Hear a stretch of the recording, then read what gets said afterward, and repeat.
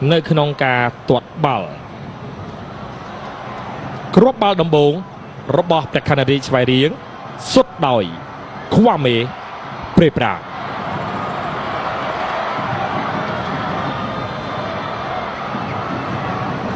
một cha bal tiền bay crop robot tại Canada xoay riêng cứ chỉ nè xuất môn gì khoa mê prepra trôiព្រះខណ្ឌរាជស្វ័យរៀងមួយវិសាខាសូន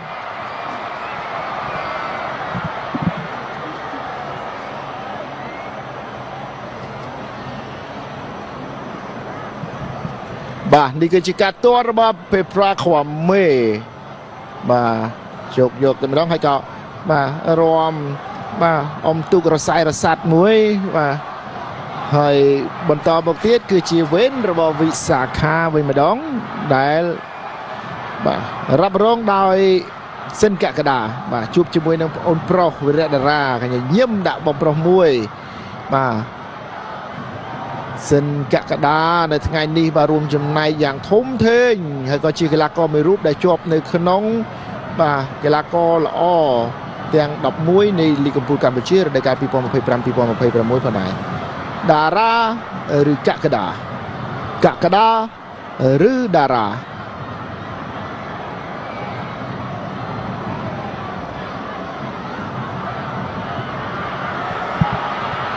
សិនកកដា1 ទល់នឹង 1បាទទាត់បាទត្រកបាទចំណុចមិនខុសពីពេលប្រាខ្វាមេប្រមាណនោះទេបាទយើងមើលបាទអត់ខ្វល់ច្រើនទេបាទគឺទាត់ពេនទៅរកបាទខាងឆ្វេងនោះតែម្ដងលបឿននឹងការទាត់បាទគៀកជាមួយនឹងបង្គោលធ្វើឲ្យតារាមិនអាចសង្គ្រោះបាននោះទេ Patrick Robson វិញម្ដងគឺជាកីឡាករទី2របស់ព្រះខ័នរាជស្វាយរៀងដែលនឹងត្រូវរ៉ាប់រងការទាត់បាល់ពីនៃអធិស្ឋានបាទទាត់បាល់ penalty កាត់សេចក្តីនេះ Patrick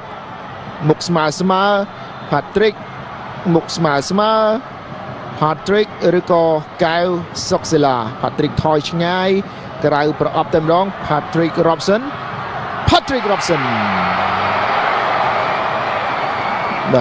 គាត់មកទៀតដើរមកលើកទឹកចិត្តអ្នកចាំទីវិរៈតារាដោយមិនរាំបាទ Brazilian dance ដែលខ្លួនធ្លាប់ celebrate នោះទេបាទការទាត់របស់ Patrick Robson បាទគឺជាការទាត់បាទបែបបាទគេហៅថាបាទមិនបាទបង្ខំក៏ដូចជាការប្រើប្រាស់ជំហានឆ្ងាយដើម្បីឲ្យសិលាគាត់ថាខ្លួននឹងទាត់បាល់ប្រើកម្លាំងប៉ុន្តែការទាត់របស់ Patrick Robson គឺចំដាល់ទីតែម្ដងដែលធ្វើឲ្យអ្នកចាំទីការសុខសិលាលោតទៅខាងស្ដាំដៃរបស់ខ្លួនអ្នកទាត់ទី2របស់វិសាខាគឺ Scott Allardyce ម្ចាស់គ្រាប់បាល់ទី2នៅក្នុងការប្រកួតមីនី Scott Allardyce ឬក៏វីរៈតារាកញ្ចែបានបន្លឺឡើង Scott Allardyce ល្អមែនទែនវិសាខា2ព្រះខ័នរាជស្វាយរៀង2នៅក្នុងការទាត់បាល់កាត់សេចក្តី11ម៉ែត្របាទការទាត់របស់ Scott Allardyce គឺជាការទាត់ដោយញាក់ការលោតរបស់វីរៈតារាទៅខាងឆ្វេងដៃរបស់ខ្លួនទំនុកចិត្តរួមជាមួយនឹងការប្រើប្រាស់បច្ចេកទេស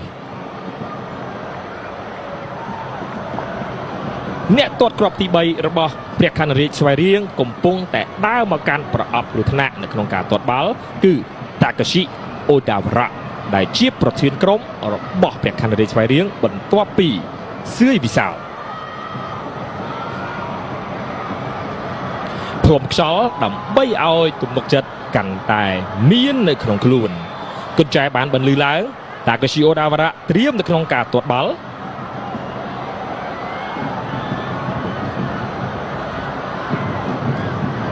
Takashi Odawara មួយជ្រុំជើងសេះ Takashi Odawara ល្អមែនទែន3 ទល់នឹង 2ព្រះខ័នរាជស្វាយរៀងនាំមុខទៅលើវិសាខាបាទការជ្រុំមួយឬក៏បាទទាត់បញ្ចូលទីបានយ៉ាងល្អពីប្រធានក្រុមបាទព្រះខ័នរាជស្វាយរៀងហើយក៏បាទអបអបាទឌឺដងមួយដែរ 3 រូបដំបូងរបស់ព្រះខ័នរាជស្វាយរៀងសុទ្ធតែជាកីឡាករបរទេសបាទ3រូបដំបូងរបស់វិសាខាមានកីឡាករបរទេសចំនួន2រូបហើយនេះគឺជាកីឡាករបរទេសទី2ប្រធានក្រុម Vitaly Jagodinskis Jago go far away from goal អូយបាទសម្ពាធផ្លូវចិត្តខ្លាំងណាស់បាទ Vitaly Jagodinskis បន្ទាប់ពីបាទភ្លាត់ចូលទីខ្លួនឯងនៅចុងម៉ោងធ្វើឲ្យប្រខានរាជបន្តក្តីរំពឹងមកដល់វគ្គពេណាល់ទីកាត់សេចក្តីនេះឥឡូវគេជោគពីក្រោមមួយជើងរំលងរបាទីអូយបាទអ្នកលេងបាល់ទាត់ច្បាស់ជាយល់សម្ពាធអារម្មណ៍មួយនេះបាទឥឡូវយូដៃអូហ្គាវ៉ាវិញម្ដង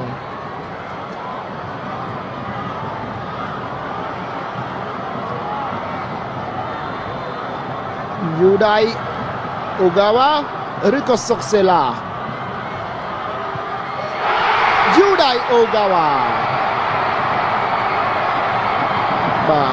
កីឡាករមានសម្ពាធអាដាមប្រធានក្លឹបបាទសម្ពាធជាងកីឡាករទៀតបាទ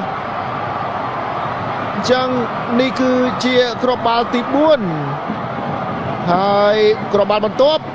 ប្រសិនបើមិនចូលទីការទាត់ពេណាល់ទីគឺនឹងបញ្ចប់ត្រឹមនេះតែម្ដងវិរៈតារាកំពុងតែមកឈោកដើម្បីដាក់សម្ពាធទៅលើកីឡាកររបស់វិសាខាដែលជាអ្នកទាត់គ្រាប់បាល់កាត់សេចក្តីទី4នៅក្នុងការប្រកួតនេះគឺថាគ្រីយ៉ាយុវជនវ័យក្មេងដែលទទួលបានការផ្ដល់ឱកាសពីសំណាក់គ្រូបង្វឹកគឺលោក Scott Cooper ជាអ្នកទាត់បាល់ទី4របស់វិសាខាចូលឬក៏មិនចូលថាគ្រីយ៉ាវិរៈតារាថាគ្រីយ៉ា3 ទល់នឹង 4តាមពីក្រោយវិសាខាសុទ្ធគ្រាប់ទី4បានសម្រេចដោយកីឡាករថាគ្រីយ៉ាអ្នកទី5ត្រៀមនៅក្នុងការទាត់បាល់ឲ្យព្រះខ័នរាជស្វាយរៀង Faris Hamunti បើសិនជាសុទ្ធចូលព្រះខ័នរាជស្វាយរៀងនឹងក្រងជើងឯកពានរង្វាន់សម្ដេចតេជោឆ្នាំ2025-2026បើសិនជាមិនចូលរងចាំការទាត់គ្រាប់ទី5របស់វិសាខា Faris Hamunti មិនក្រឡេកទៅមើលទីទេគឺមើលតែបាល់ហើយក៏ក្រឡេកទៅមើលទីបន្តិចការទាត់គ្រាប់ទី5របស់ព្រះខ័នរាជស្វាយរៀងចូលឬមិនចូល Faris Hamunti ចូល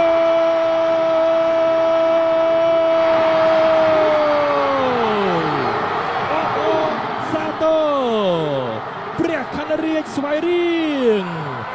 ខ្លាចជាម្ចាស់ជើងឯកនៃការប្រកួតពានរង្វាន់សម្ដេចអគ្គមហាសេនាបតីតេជោហ៊ុនសែន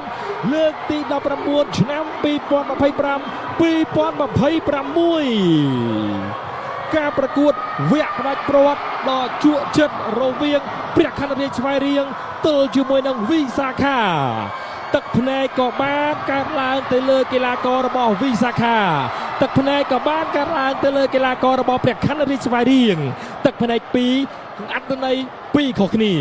ទឹកភ្នែកនៃបរាជ័យនៅក្នុងការបានត្រឹមជាជើងឯករងទឹកភ្នែកនៃភាពជោគជ័យនៃការខ្លាចទៅជាជើងឯកនៃពានរង្វាន់សម្ដេចតេជោឆ្នាំ2025-2026បើសិនជាបាល់ទាត់មានច្បាប់នៅក្នុងការផ្ដល់ពានឲ្យក្រុមទាំងពីរបានក្រុមទាំងពីរគួរតែបានពាននៅក្នុងការប្រកួតនារីត្រី